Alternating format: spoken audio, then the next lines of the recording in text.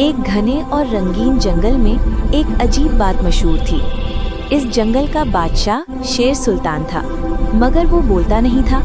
तमाम जानवर हैरान थे, शेर होकर भी खामोश।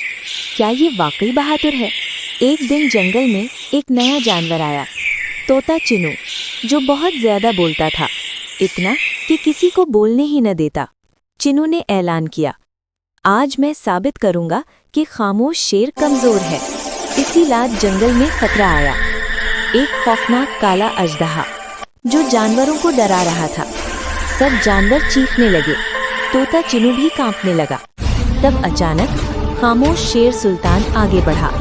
उसने एक लफ्ज भी नहीं बोला, बस अपनी आंखों से ऐसा जोर दिखाया कि अजदहा ही डरकर भाग गया। जंगल खामोश, फिर तालियां। तोता चिनू शर्मिंदा होकर बोला, आज समझ आया, ताकत आवाज में नहीं, खामोशी और हौसले में होती है। और उस दिन के बाद शेर सुल्तान को कहा जाने लगा, खामोश मगर सच्चा बादशाह।